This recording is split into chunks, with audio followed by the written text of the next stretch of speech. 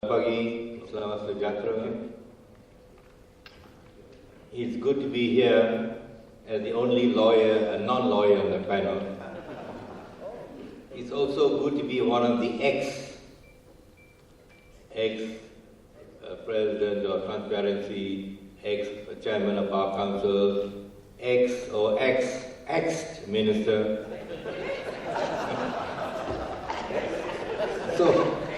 So it's fun to be here. I hope some of us are not after today's meeting. I'd just like to follow up by way of continuity, Mr. Chairman, sir, with Dr. Ambika's good point, that she was disappointed with the MACC, even during its very short existence. I must say I am also disappointed, but also encouraged. It's mixed feelings. Let me put it this way. After 50 years, you working in an organization, nobody outside tells you what to do. Now, the MACC officials, for the first time in so many years, have got about 50 independent-minded individuals of some standing breathing down their necks. I tell you, it's a very uncomfortable feeling. Secondly, we had to learn what they are doing, and we had to probe. And it's a mindset. In your company, in your department, in your law firm, of long-standing, you have mindsets. And it took some time for them to adjust to our thinking and our probing. But I must say, in all honesty, with my hands on my chest, they are coming around. So please, help the cause by being more positive and less negative, and let's see what they do. At the end of the year, there are 5 panels supposed to submit reports. These reports, of course, go to the PM, and that is unfortunately the law. We could have been submitting it direct to Parliament. I would have been happier, many would have been happier, including Dr. Ambi, and that's a lacuna, that's a shortcoming. But there is also, don't forget, and people haven't picked it up, the press hasn't picked it up, a committee made up of parliamentarians with government and opposition. If they find that the reports going from the government, from us through the government, is not satisfactory, they can raise it as members of parliament.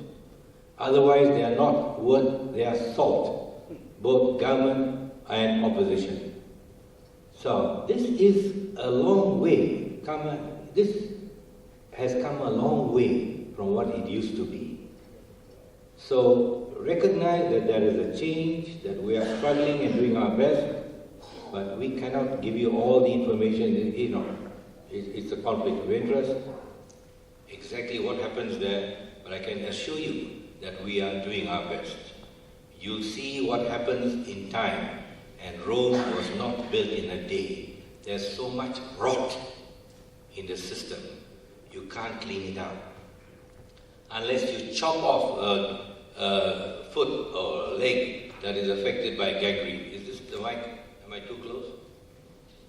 No, it's okay. Am I clear? Can you hear? Yeah. Fine. So please give it time, try and support it.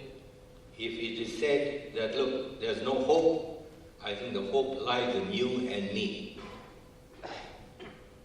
No government anywhere in the world will want to change unless they feel they run the risk of being changed.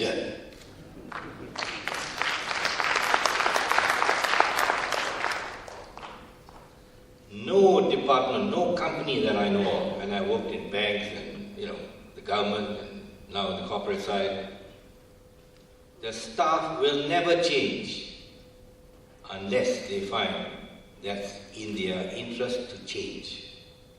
That's why I agree with the notion, and Dr. Ambika mentioned it, there must be a stronger political will. I think it was a great gesture on the part of Pa'ala, Atun Abdullah Badawi, to have brought in this legislation. It was, given the government mindset anywhere, it's a major breakthrough. We have to make the best of it. And the people who can make the change is you. A company, I always say, looks at the bottom line. They're not worried about revenue, expenditure per se, debt servicing ratio, equity, going on IPO, no. In the end, it's the bottom line. The bottom line for the political system, any politician, any government, is the vote. And if you continue to condone corruption, then you deserve the government you get. Right? If you condone with an MP who is corrupt, then you deserve it. Don't grumble, don't complain. Do something about it. Now, wastage estimates by the World Bank and other agencies can be as much as 10 to 30% of a budget. If you go by a 200 billion budget on the development side, we must be wasting 10, 20 billion. Money that can go to improve the basic needs of people, anti-poverty, water, roads, electricity. There are schools in the country without electricity.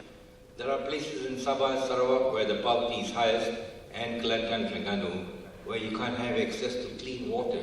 It's a sin. It's a real sin, corruption. As I think Muslims will say, it's najis. It should be regarded as najis. It's evil. And you condone with it because you yourself provide funds. There are two hands to clap. You can't say the government, the civil service, the police, and this and that. Who also provides them the money? So, it's very easy to sit back and condemn and criticize everybody. But what are we doing about it? If we condone and provide the fund for corruption, then we are in trouble.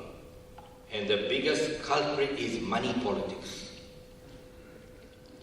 That's where the rot starts. If I'm a politician and I go to you for money, and I go to some rich chap and say, look, you give me $1 million. Tomorrow I'm elected, I'm obligated to you. I'll have to give you maybe 10, 50, 20 million worth of contracts to be able to pay you back.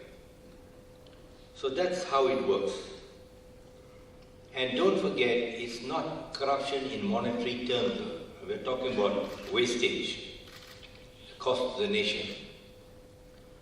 It is in the erosion of our fundamental values. The judiciary, nobody can say with a clear conscience that it's absolutely independent or even highly independent. I think the members of the Bar Council here will be able to tell you that. They can't look at the mirror themselves and ask many of them whether they are themselves honest. Because they have deals and counter deals. They deal with bankers and get money from under the counter. They condone with immoral agreements. So why point fingers? Why don't we look at the mirror ourselves?